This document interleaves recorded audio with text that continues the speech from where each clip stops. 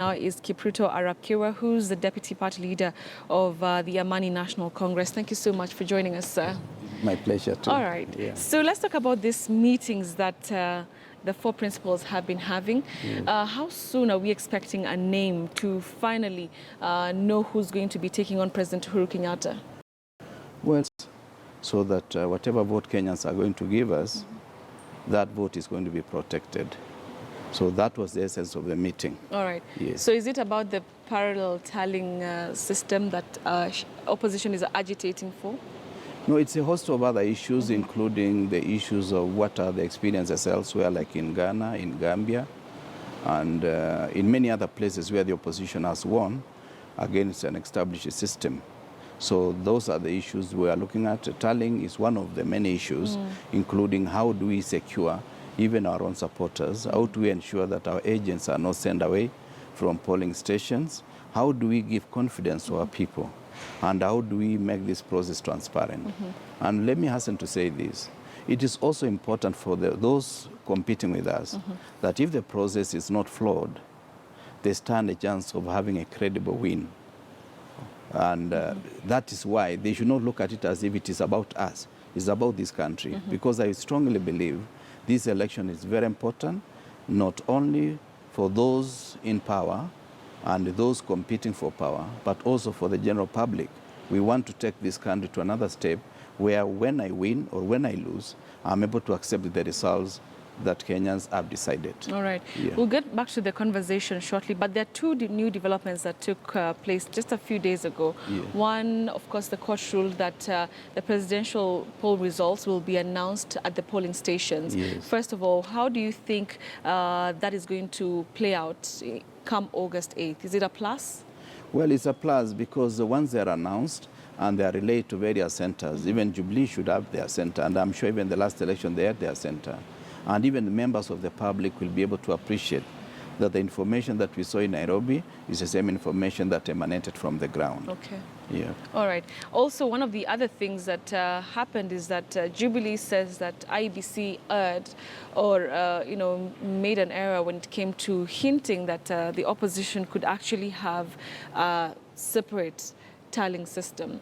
I don't know what your take on that is. Well, I think Jubilee has enough lawyers. I'm made to understand there are more than 200 working for them now.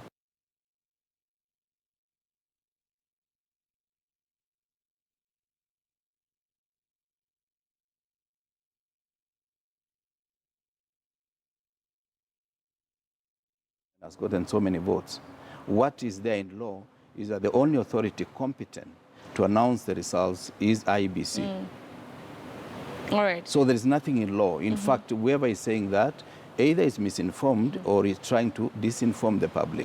Yes. Let's go back to the conversation to do with the flag bearer. At what point do we expect this to happen? Because Kenyans take it with a bit of skepticism.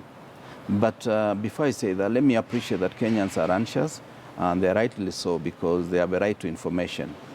But let them understand this is an institution that is less than 3 months old.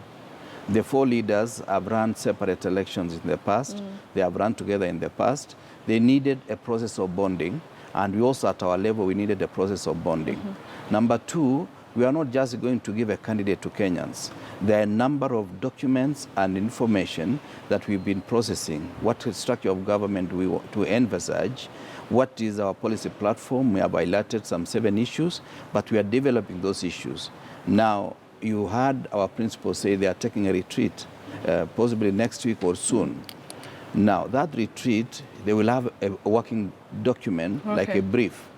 That brief will inform them on whether it is right or whether they need to still take a bit of time to interrogate some of the issues and come out now with a platform and also unveil the team that is going to carry that platform to the next step. And talking about the team that's going to be, fronting the opposition's agenda, don't you think then maybe the priority order is incorrect? I mean, first of all, it would really want to know, okay, so who's going to be leading this brigade? And then what other positions will the other people be holding?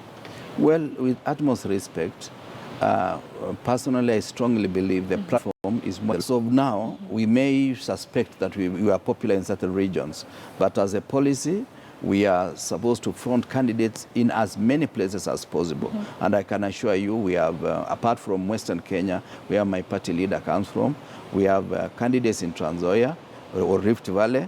We have candidates in Northeastern, Coast, all over the country. Remember that the governor of Lamu is in our party. And of course, we have Senator of Vihiga also in our party and several other MPs. But now there are many aspirants who are coming up. Yeah. The other aspect that we cannot really ignore about this primaries is violence. Already on Friday, we saw in Busia, chaos, leaving, I think, one person or two people seriously injured.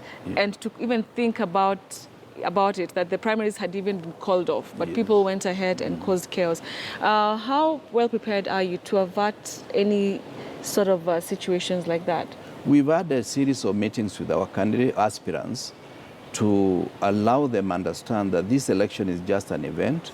There are many other things that will happen in the party, and it doesn't mean those who don't clinch the tickets come the primaries are still members of the party, and the party has a latitude of facilities that they can assist them, be leaders in different capacities. But let me hasten to say, it is also a concern to all of us. And it's not about ANC alone. It's about this country. We need to tell Kenyans, elections are not the end. I've won 4 elections, I've lost 2, but I'm still here fighting for another election. So losing an election is just an event that may make you even stronger. Or winning is not the end, that you are a leader forever. But then the other question is, do even the opposition leaders know this? Because we've had them making polarizing statements in their campaigns at some point. Yeah, thank you. I happen to be one of those opposition leaders. Yes. And we in Amani, the word Amani, it means peace. We mean peace in private, in public, and in all aspects, because we strongly believe that the more we are peace, the better our country is going to be. Remember, Betty, that this country is still lacking cohesion. There are other countries like Tanzania, whether we like them or not, they are more cohesive. But Kenya will become a balkanized group of communities, and that cohesion is needed. And also the other fundamental issue, there is so much violence that is latent in our society. There is so much negativity. At times when, let's say, if a cyclist knocks your car, the first thing is people will come for your car because there is so much hate. Those who have and those who don't have. It's because of the gap that has opened, and we have not spent time thinking of how can we make our society better. These are fundamentals that this election is not going to resolve, but we want Kenyans to engage on that kind of discussion even after the elections. All right. We'll continue the conversation shortly, but it's also, I want you to comment on this. Let me be clear. There was no decision that was made against, there is no decision that the Commission made that was against what the advice we got from the Evaluation Committee. The Evaluation Committee was very clear in what they submitted to the Commission. They outlined the issue of integration. They outlined the importance of timeliness and advised the Commission that based on the fact that we did not have enough time, that if we went ahead with the process of procurement as it was at that time, we were never going to meet the timeline. And the timeline is a legal timeline. We have an April timeline to be able to deliver, to have the technology here in the country. It should have been here by now. It is on its way. That is already on its way. We can update you on where we are with that one. We've already finalized all the paperwork related to that technology, and we expect that sometime this week that should be available here, given that the only issues that we're dealing with are the usual custom clearance issues that we have in all our African countries. So that is the only reason why the technology is not, and we're not yet beyond our timeline.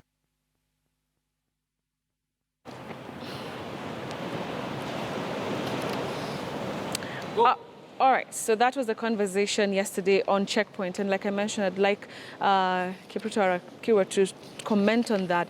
So one of the issues really about these elections was the KIMS, the Integrated Electoral Management System. Are you confident that even with the short period that it has been able to be acquired, it's going to be up to the task? You know, if there is goodwill, we need to summon all the goodwill across the parties and ensure that we give them the necessary support. We also expect them now to spend a lot of time ensuring that they are able to test this equipment for purposes of ensuring that at the end of the day, they should not be like the last election, where we were told, okay, we are going to go digital, then only to go to the polling station and you are told it is not possible to even to identify you. It's not possible to do the process as we expected. That creates a lot of doubt. We know technology can fail, but it should not fail in a way that we create suspicion. All right. Yeah. So the opposition, as it stands, is very comfortable with the process that was used to acquire this system. Of course, thinking by the reason that it was single-sourced. Well, you know, single sourcing is replete with its own problems. But all the time when we raise some of these issues, we are told we are just creating a problem to seeking attention. But the truth of the matter is that an election is not just like any other procurement process. It should have been done in good time. But what was the option? The option would have been to go manual. And manual is a position that we've been saying, no, let us go with the rest of the world. Let us identify the people voting. Let us ensure that the register is cleaned, so that at the end of the day, the voters that we have are genuine voters who are alive between now and August. Okay. Yeah. Finally, let's talk about KPMG. Opposition finally said that they're willing to work with KPMG, or IBC should work with KPMG to clean up the voter register. Was it a matter of time constraints, or was it the best decision to make for the country? Well, I do not want, because at times when I'm not fully briefed about an issue, I don't like making a statement on that. But suffice to say the following.